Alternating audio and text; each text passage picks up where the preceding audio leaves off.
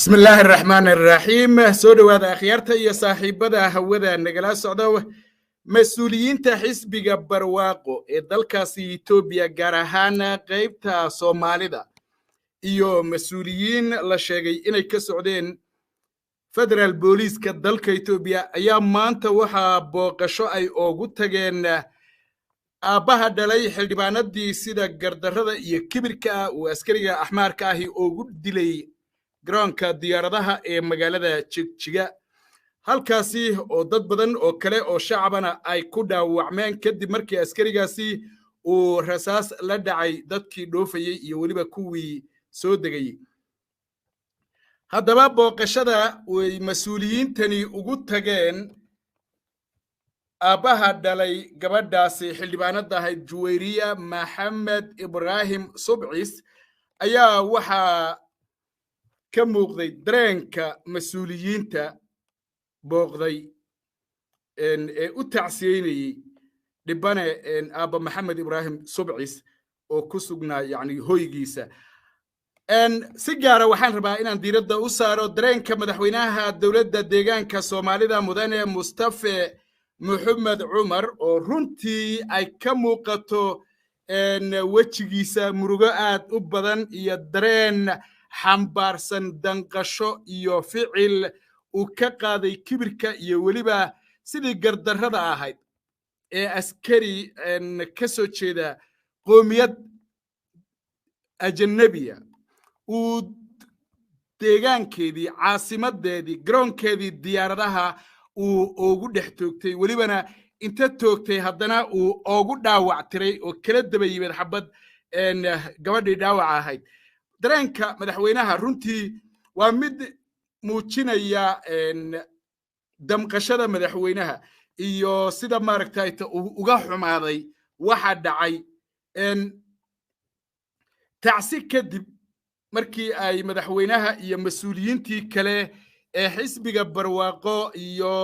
Federal Police-ka Itoobiya ay maaragtay u soo tacsiyeeyeen aabaha dhaawacyadiina kolleyde waa la qaaday intoodii darrayd ayaa madaxweynuhu fiidnimadii hore ee caawa waxaa bartiisa Facebooka uu ku cabiray dareenka iyo aragtida shakhsi ahaaneed iyo weliba waxa uu dareemayo iyo shacabka ku dhaqan deegaanka Soomaalida ficilka iyo dareenka ay muujiyeen ee ay kaga dhidhiyeen dulmiga edeb darrada iyo weliba gardarrada askarigaasi uu ku kacay qoraalka madaxweynaha inkasta oo qaybo ka mida yani uu ku difaacayo nidaamka federalismka ah iyo maxaan ku yiraahdaa qaabka uu u shaqeeyo sidoo kalena uu Soomaalida ku muujinayo inaanay maaragtay sidii la rabay uga qayb qaadanin federalismka oo aanay hay'adaha dawliga ku jirin oo uu loo baahan yahay in Soomaalidu ay galaan ka dhex muuqdaan maxaan ku yiraahdaa hay'adaha kala duwan ee federaalka uu ku muujinayo haddana runtii dareenkiisa marka aad dhadhamiso ee aad dhuuxdo qoraalka weeyaan nuxurkiisa iyo kulanka tacsida ah ee loogu tagay aaba Maxamed Ibrahim dareenka shucuurta wejiga madaxweynaha ka muuqata ayaa waxa ku soo baxaya shakhsi ahaan madaxweynaha inkastoo uu bini aadam yahay waxa uu ka shaqeynayana ay siyaasad yihiin haddana shakhsiyadiisa bini aadamnimada iyo dareenka Soomaalinimada ee ku jira ee marar badan inaga qarsoon markii xaaladdu ay gaadho yani heer qalafsan inaanu qarin karin oo ay ka soo baxayso marka waxaan jeclahay bal hadda in aan idinla wadaago qormada madaxweynaha iyada oo wixii maaragtay de kolley dadka qaarba ay si u arki karaan oo qofba dhinac ka istaagi karo haddana qormada aniga waxa iiga soo baxday marka si dhab ah loo fiiriyo dareenka madaxweynaha ee uu ku hambalyeynayo yani shacabka Soomaaliyeed ayaa uu ugu hambalyeynayaa oo uu maaragtay ku dhiirigelinayaa maaragtay sida ay uga dhidhiyeen ama ay uga gilgisheen edeb darradii mid ka mid ah askarta qoomiyadda axmaarada أنا قرال كان أيام مدحوينه صادق ويردير يهل لكن وآخرنا إن شاء الله تعالى سيادة دينكم أركتيد إنه قد يبتن وهاو كوب الله بمدحوينها الدولة الديجان كسومالي ذا مدن مصطفى محمد عمر قرال كني وكوبا هي بوجيسا إن فيسبوك وكجاه الله يشعور تا يدرين كيس الشخصيات يسدا وأوجود دير صدي فالعلنتي كدرت دلكي إن فوش حما اللي قلك الله نحرسته حدي بارد إن جويرية محمد إبراهيم سبعيس أيا وحويلي ووح لقو دير صدو صور نورانشاها دمير كشعب كديغان كينا أو مانتا مريا إن او كديديو دعدو والبا أو أركو إن أي تهي قردرو وهميلوينكي هالجندي ديرا اللي قوشري إن دادكو كبحان ظلمي إيو الدوليسي ما أدب سنة إنه كمامل إيا مدحوينة إيا مسؤول أهان وحي درين إيا درداران أما با عدالة لوغو رادين أيو عد المن أما با لغغفل علين أيو حد قدب لغلقعو مواد شعب كان كمد قرالكا oo sii socda waxa uu ku yiri Mustafa Maxamed Umar madaxweynaha dawladda deegaanka Soomaalida sida oo ay tahay waxa mar walba haboon in aan isxasuusino in rabitaan shacab oo aan jihaysnayn ama aan dareen ayna tab iyo xeelad la soconin una meelna ina gaarsiinaynin aan mar kale ku celiyo sidaasi oo ay tahay waxaa mar walba haboon in aan isxasuusino in rabitaan shacab oo aan jihaysnayn ama dareen ayna tab iyo xeeladi la socon yani fal kasta oo la samaynayo waa inuu la socdo dareen iyo tab iyo xeelad marka ama dareen ayna tab iyo xeelad la socon una meelna ina gaarsiinaynin waxaa caqabadaha soo jireenka ah iyo kuwa taaganba lagaga bixi karaa fahan fiican muwaafaqo iyo samir isagoo sii wata qormadiisa waxa uu yiri madaxweyne Mustafa dhacdadii shalay ee dilka xildhibaan Juwayriya sida looga falceliyay waxay marxaati ka tahay isbeddelka ka dhacay deegaanka iyo soo noolaanshaha damiirka muwaadiniinta shacabku sida uu uga xun yahay gardarrada cod dheer iyo mid hoosaba wuu ku gudbiyay dareenkiisa eheladii iyo qaraabadii dhibku gaadhay waa loo tacsiyeeyey gacan ku dhiiglihii gacanta sharciga ayuu ku jiraa intii dhaawacantay waa lala dadaalay wixii dhiman ee ah in cadaalad ay hesho marxuumaduna sidii la ballan qaaday heelan ama heegan ayaa loo yahay madaxweyne Mustafa Maxamed Umar madaxweynaha deegaanka Soomaalida isaga oo sii wata qormadiisa waxa uu ku soo afjaray amaba nuxurkeeda waxa uu ku soo gaabiyay oo uu yiri inta marka laga tago waa meesha yani baartay aan ka hadlayay weeye waan ka hadli doonaa haday suurowdo inta marka laga yimaado oo ku diirsasho iyo dareenka shacabka soo dhaweyntiisa iyo helitaanka cadaalad yani iyo in shacabkeenu ka soo gudbay caqabado iyo marxaladaadka intaas oo dhan markii laga soo gudba haddana waxa uu yiri inta marka laga yimaado ama laga soo tago doodo gacmadaalis ah ama lugooya ah in dadka lagu wareeriyo ma aha kow hay'adaha federaalka hanaga baxaan waxa ka haboon hay'adaha federaalka aan galno oo aan wax ku yeelano hay'adaha ammaanka ee dalka aan jaarka nahay ee Kenya maanta cidda ugu sarreysa ee hoggaamisa ee xukunta waynu wada ognahay wasiirka gaashaandhigga ee Kenya waynu naqaanaa taliyaha guud ee booliiska Kenya isagana waynu naqaanaa ka soo gudub marka lambar 2 dembiga uu galo shakhsi dembiila ahi maati aan waxba galabsan aanu ugu layno waxaa ka habboon dembiilaha sharciga hala mariyo waxay halkaa wuxuu ku difaacayaa qoladii aan nacba waxa uu yiri madaxweynuhu lambar 2 dembiga uu galo shakhsi dembiila ihi maati aan waxba galabsanin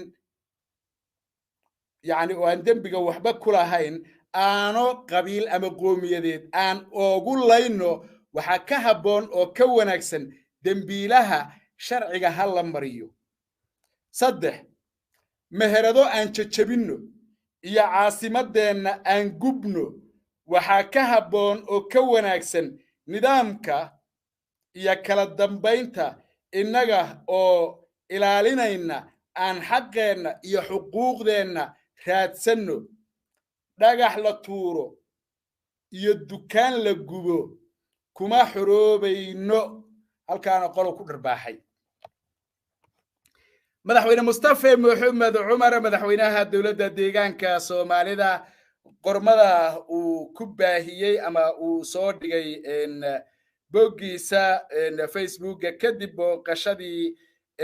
isaga iyo mas'uuliyiin kale ay ku booqdeen uguna tacsiyeeyeen aabihii dhalay allaha u naxariistay xildhibaanad marxuumad Juwayriya Maxamed Ibrahim Subcis yani qodobka labaad ku jira tuducda ugu dambaysa ama statementiga ugu dambeeyay madaxweynaha waxa uu yiri yani qof dembiila ah oo dembi galay yani maxaan ku idhaahdaayeeto oo isagu dembi galay dembigii qofkaasi uu galay aanu qoomiyad ama qoomiyad ahaan maaragtay aan u weeraro aan uga aarsano maxaan ku idhaahdaayeeto waxa ka fiican dembiiliha la ciqaabo anigu madaxweynaha taa kuma waafaqsanin sababtoo ah axmaradu waxay noo muujiyaan oo wax kasta oo ay samaynayaan waxay u sameeyaan Soomaali nacayb wax tallaabo kasta oo ay qaadayaan iyo ficil kasta oo ay samaynayaan waxay ku saleeyaan dareenkooda iyo jacaylkooda iyo nacaybka Soomaalida ayay ku saleeyaan markay awood hayaan ee ay awooddaasi ay uga faa'iideysanayaan nacayb ayaa ay Soomaalida u muujiyaan waxay ka dagaalamaan labadooda indhood in uu arko ama ay indhahoodu qabtaan qof Soomaaliya sidaas daraaddeed nacaybka iyagoo ay muujinayaan mid la mida oo waliba ka fog oo ka xajirsan in la muujiyo waa waajib Soomaalinimada waajib ku ah islaamnimada waajib ku ah wadaniyada waajib ku ah shakhsiyada waajib ku ah mas'uuliyada waajib ku ah dareenka waajib ku ah milkiyada waajib ku ah sababtoo isagu waa marti edab daran gar daran fulay ah haddana kibir isla weynan iyo nacayb ku caanbaxay sidaas daraaddeed qofka bani aadamka ah waxa uu ku tuso ayaa la tusaa hadduu qofka bani aadamku ku ixtiraamo waa la ixtiraamaa hadduu ku wanaajiyo waa la wanaajiyaa hadduu ku naco waa la nacaa weliba 10 jibaar baa la nacaa hadduu ku xumeeyana 10 jibaar baa la xumeeyaa qofkii yani waxa la yiri ay fartiisu ku soo gaadho shantaadu ha gaadho annaga noogama turjumaysid madaxweyne axmaaradu waxa ay tahay waxa kaliya ee aan rabnaa waxay tahay in ay ahaadaan marti edab leh oo saacadii la yiraahdo nadaafa ay nadaafaan ma jira asaga madaxweynaha ahaan weydiinaya billaahi calayk waad ii dhageysanaysaa waxaan rabaa inaad soo istaagto oo soo fadhiisato amaba aad qormo ku soo gudbiso haddii aad garanayso adiga Mustafa Mohamed Umar ka shakhsi ahaan mas'uuliyad ma aha ka shakhsi ahaan adiga Mustafa Mohamed Umar Soomaali ka shaqeeya deegaanka axmaarada bal in uu xil ka hayo iska daa hal qof oo Soomaali oo xataa waraha ka qoda ama xamaali ka deegaanka axmaarada haddaad garanayso billaahi calayk la wadaag shacabka Soomaaliyeed ma noqon karno qoomiyad adoon u ah Ethiopia shuqul iskuma laha Ethiopia waxeedu way kala soocatay qoomiyad waliba inteedii bay haysataa Addis Ababa ka dhaxaysa Addis Ababana Oromo waa diidan tahay oo waa nacday Oromo in lala sheegto daaraha ka qotoma Axmaara iskale haddana Oromo waxay diyaar u tahay in laga dareeriyo Etoobiyana caasimad kale ay samaysato waadna ogtahay adiga Mustafa ha noo dulaynin ha noo bahdilin dareenka aad muujinayso iyo ficilka iyo murugada ka muuqata ka dhabe oo ka run sheeg haddii kale munaafaqad iyo laba wajiilanimo yay noqonaysaa eeg ficilka aad muujinayso iyo qowlkaagu waa inay islahaadaan sida aad wax u qorayso ee aad leedahay waan ku diirsaday dareenka dadkayga waa inaad ficil ahaan u muujiso oo waxaad maanta talada adiga iyo waa kana gudoomiye ku-xigeenkii Abiy baa meesha fadhiya ninka labaad ee Itoobiya ugu sarreeyo waa Aadan Faarax ninka saddexaadna waa Axmaaro oo waa Damaqe Mukunin ka afraadna waa ninka lagu magacaabo Axmed Shide Maxamed maanta awood leedin ma sheegan karo kuwani waa federaal Soomaha adiga marka madaxweynihii deegaanka adoo kaashanaya walaalahaaga ku garab fadhiya maxaan ku idhaahdaayeeto federaalka ku jooga aayar waxa dhahdaa ma ismaqlaynaa deegaanka Soomaalida Soomaali baa leh wixii gaar ah maxaan ku idhaahdaa waa gooni wixii aan qabsan weyno aan caawimaad idinka dalbana annaga soo yeelina qof aan Soomaali ahayn saacan laga bilaabo laguma arki karo soo kaxeeya ciidanka booliiska deegaanka Soomaalida aad ku dirto maxaan ku idhaahdaa habraha yaanyada gadaya caydsada shalayta gabadha meydkeedii xooga ku xambaartay maxaan ku idhaahdaa meesha idin geeyay kuwa aayar ku dir oo waxa dhahdaa wax kala ha sameynina intaad habraha Soomaalida u geysan jirteen kuwana u geysta oo maxaa la sameyn hantidooda way la baxayaan sharci sifa sharciya oo lagu qanacsan yahay oo dawladda deegaanka Soomaalidu ay ku qanacsan tahay ayaa qofkii ka shaqaysanaya kadibna uu soo maray kuma dhahayo anigu takoor oo sharci maxaan ku ku tuma kuma dhahayo laakiin awoodoodan diidaynaa waxaanu diidaynaa kibirkooda waxaanu diidaynaa dulmigooda waxaanu diidaynaa inaan sharcigu qabanina sharciga ay ka sareeyaan annaguna aanu noqono madluumiin masaakiin ah oo maalin walba lagu tunto 9 jir hooyo ah Axmaaradii ka oohisay garaacday ku tumatay ayaad mudana madaxweyne ogtahay oo iyadii markay dacwootayna la xidhay waxa sidaa yeelayna waa kuwa adiga aad mushaarka siiso adigu lacagta marihida yani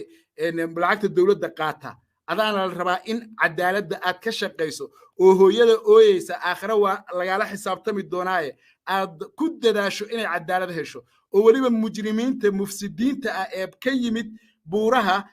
ku tumanaya laga qabto laga celiyo iyaga loo ciqaabo habrihii Axmaaradu xuquuq waxay leeyihiin xad dhaafa Addis Ababa garoonkeeda iyo marka ay ka jigjiga waxay doonaan bay ka dhoofiyaan hooyooyinka Soomaaliyeedna garoonka jigjiga waa lagu horgaraacaa waadna ogtahay madaxweyne san aaminsanahay waxay dooniba ha noqoto yaanay xogaa cadha ay qaadin maxaan ku idhaahdaato hadalkaaga dambe ayaa wax badan maaragtaato yaan ku diidayaa oo aanan ku rabin marka say dooniba ha noqoto deegaanka Soomaalida Soomaali baa leh Axmaara male Oromo male Canfar male Binishaangul male Gambeelo male Shanqila male Binishaambul male maxaan ku idhaahdaato ayax iyo balaayo kale male Soomaali baa iskale Soomaalidu waa inay sayid ka noqoto Soomaalidaasna waa inaad adigu sayid u sii noqoto waa inaad isticmaasho awoodda shacabkaaga waan hubaa daqiiqad inaanay Itoobiya ina haysan karin laakiin kolba mid madax laga dhiga sidaadoo kale unba dadkeena u gumeeya marka adigu xilligaaga waad soo qaadatay haddana wax waad aragtay waxaan ka codsanayaa inaad dib u noqoto Mustafa Maxamed Cumar oo aadan noqonin Mustafa Cagjar ee aad noqoto Mustafa Maxamed Cumarkii wadaniga ahaa Soomaaliga ahaa dalkiisa iyo dadkiisa jeclaa u soo halgamay dhib badan u soo maray dareenka ka muuqda ka run sheeg oo Soomaalinimo kaga run sheeg kursiga Soomaali baa leh ayada ayaad wax ku tahay iyadaas sharaf ku leedahay ayadaad cizi ku yeelanaysaa wallaahi haddii aad aaminto Soomaalinimo inaanay kursiga Axmaara ka qaadi karin oon Oromo ka qaadi karin oon Abiy ka qaadi karin oon Tigray ka qaadi karin laakiin haddaad aaminto in ay wax ku yeeli karaan oo kalsoonida shacabkaagu ay ka baxdo waxa weeyaan de markii la rabaa kursiga laga qaadaya sidii shalay lagu dhibaa laga qaadaya laakiin maanta marka dhahdo dadkaygu qofkay rabaan iyaga dooranaya hadday i doortaanna iyaga ayaan madax u ahay hadday i diidaanna de iyaga ay diiday ma cid ku karaysa mal axmaaro miyaa loo magacaabay madaxweyne oromo miyaa loo magacaabay tigree waxa dagaalku ka socdo waa qof baa laydiin magacaabaya canfar oo 13 qof ah cidi wax uma magacawdo ma garan